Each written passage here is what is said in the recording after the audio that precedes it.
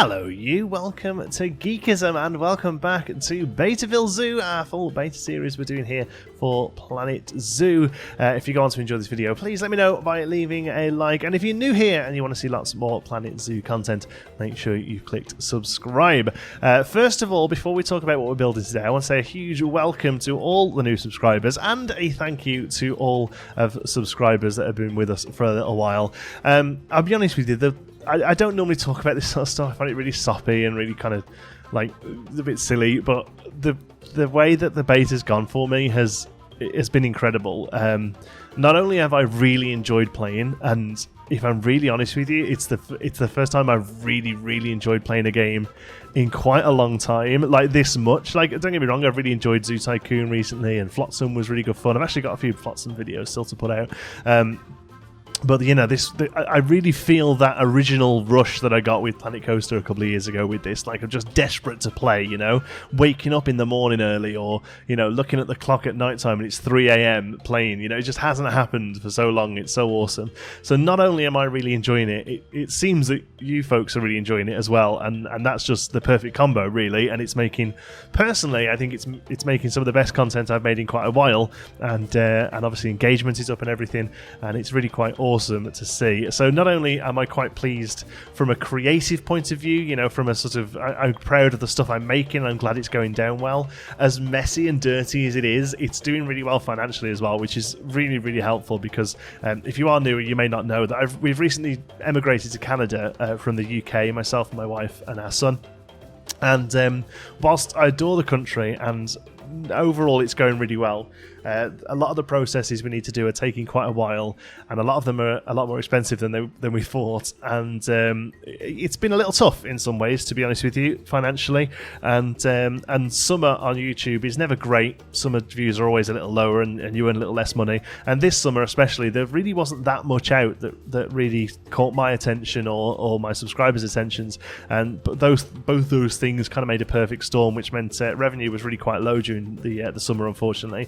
Don't get me wrong, we're not poor, you know, like we're managing and babies getting fed and stuff, but it was just getting a little bit frustrating, and this has come along and really gave us a boost that we needed, and is helping us to afford things that we still need to get, like winter tires for our car, and you know, insurance. You know, car insurance is very expensive over here, and just loads of other things. I don't want to bore you with the details, but I just want to know that I'm incredibly grateful to all Geekism subscribers, whether you've been here since the start of Planet Coaster, or even the start of the Illuma Smarty Minecraft server. There's going back a while. If you've been here since then, or if you just turned up on this video and you're thinking, God, this guy's getting a bit deep, isn't he?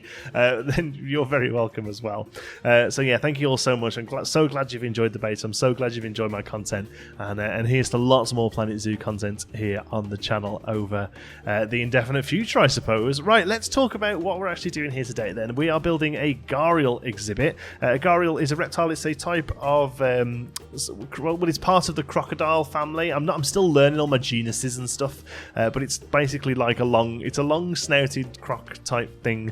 You find them in India, and they hang around by the banks of rivers, and they are one of the few crocodiles that are almost exclusively fish eaters, which I think is quite interesting. So they mostly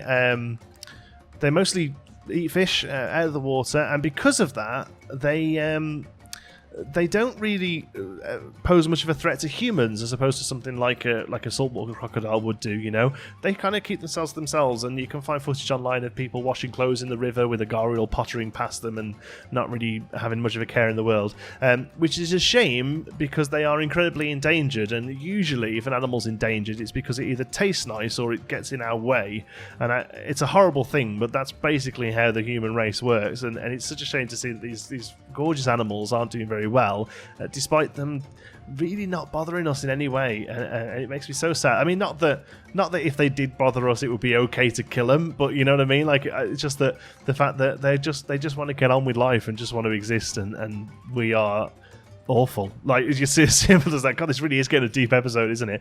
But they're doing some amazing work with them over on the sort of banks of the rivers over there. They're doing a lot of work using radio frequency to track them and follow their movements and figure out how there's things we can do to help them out. And their numbers have increased a little in the last few years, but it really is still, they are still classed as being critically endangered, unfortunately. So obviously the work that zoos do with them is incredibly useful as well. So I really wanted to give them a nice exhibit. As far as the design goes here, I wanted to try something different. I wanted to build like a themed exhibit. So far, pretty much everything we've built, there's been a couple of bits of buildings and stuff, pretty much everything we've built has been relatively natural in as much as it's mostly just sort of terrain and foliage. Here I thought I'd try something a little bit different and build an exhibit that's got all like broken temples and stuff, you know. And this is something that zoos often do for their big ticket animals, you know, really, I mean, almost like theme park level theming they have in some of them.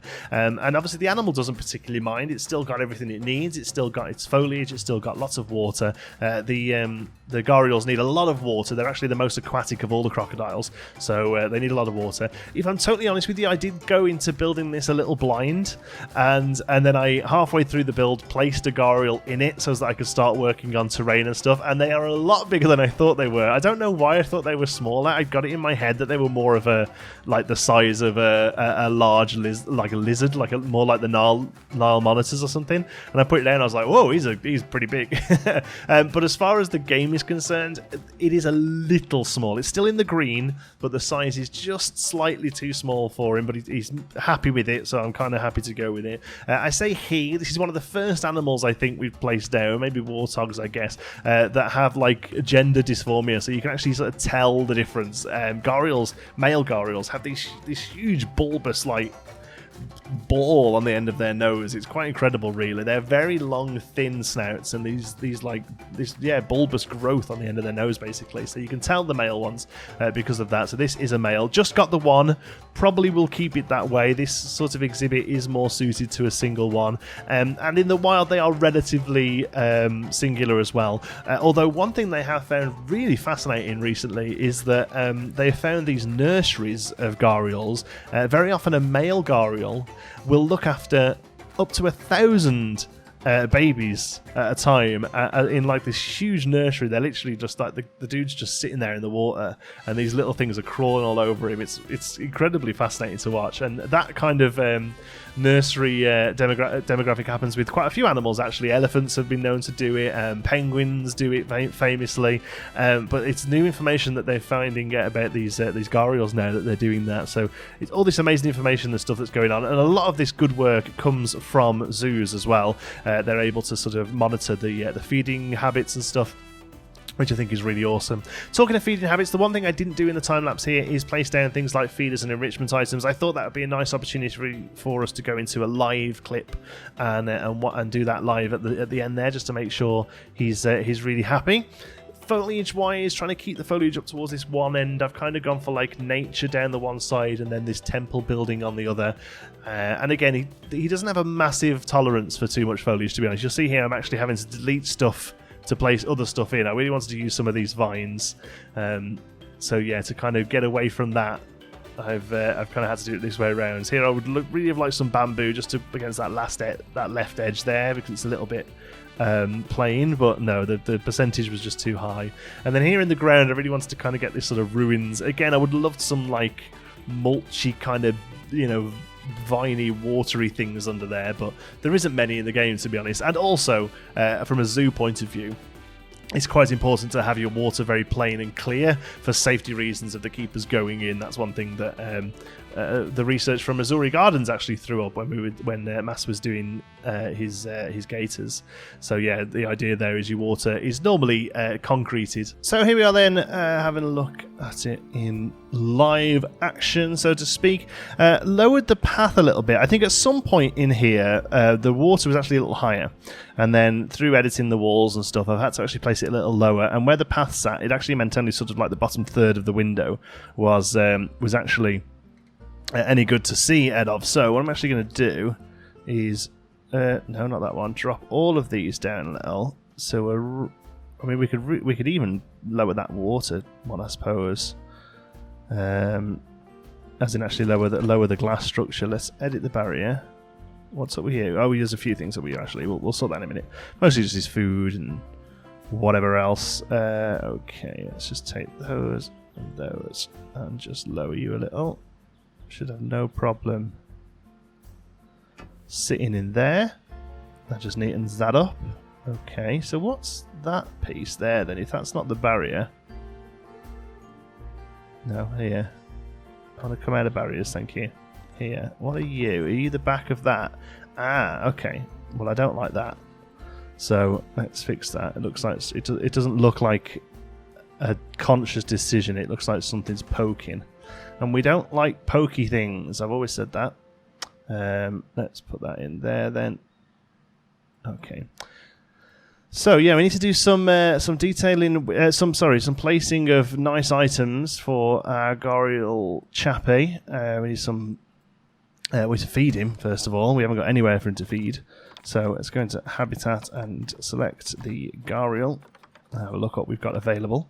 So there is some bedding. I don't know whether they would have bedding, but I suppose we can place some down, and we'll see. It doesn't look right, does it? I don't think. We'll go without bedding. I don't think they need it necessarily.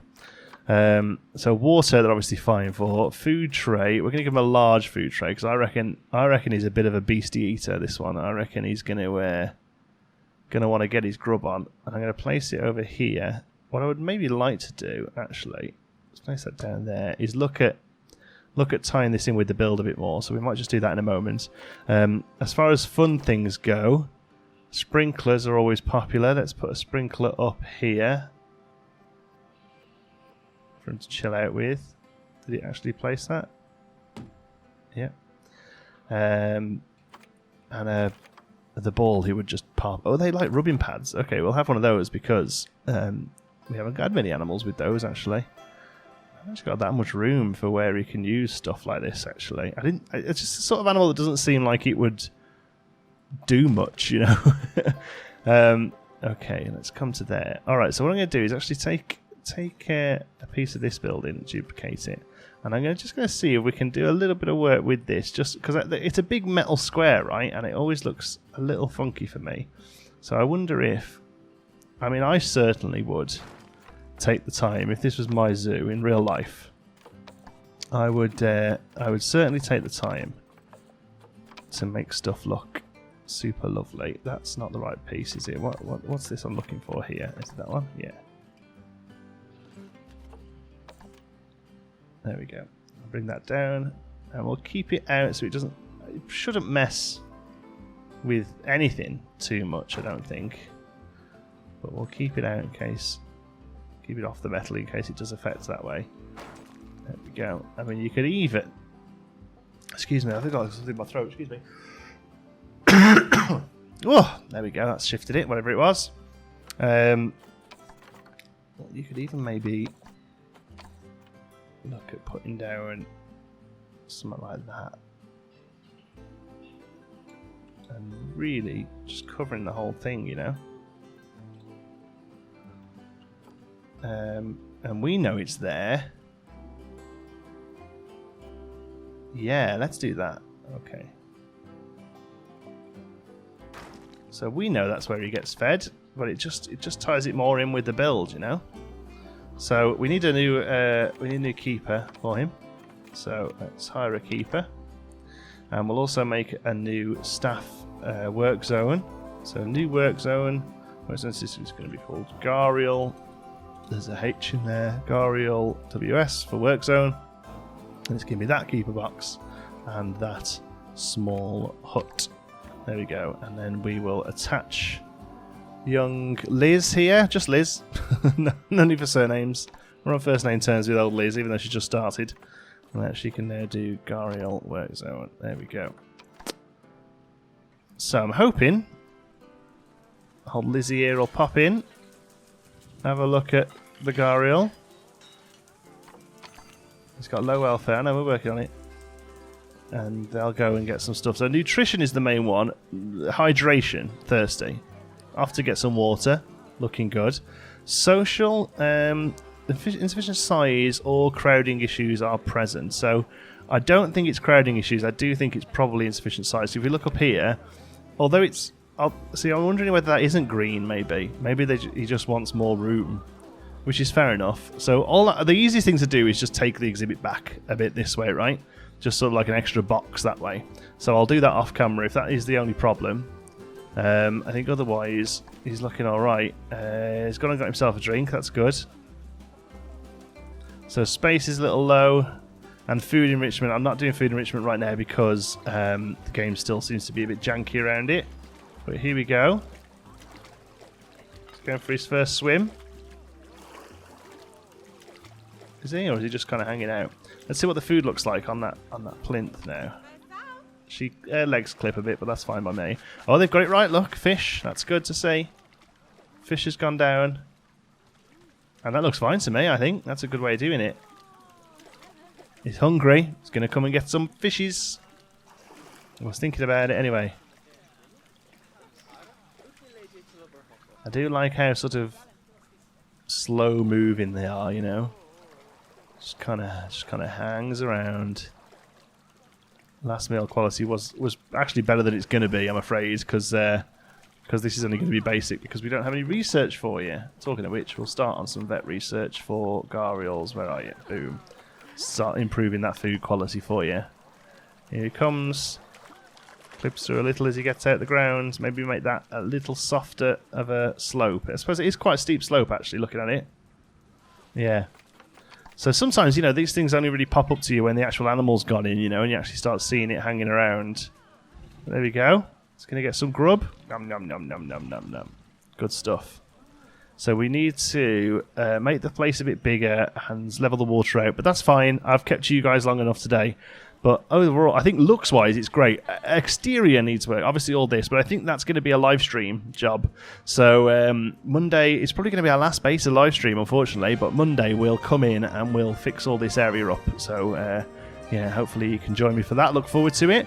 And until tomorrow, thanks very much for watching. Be good.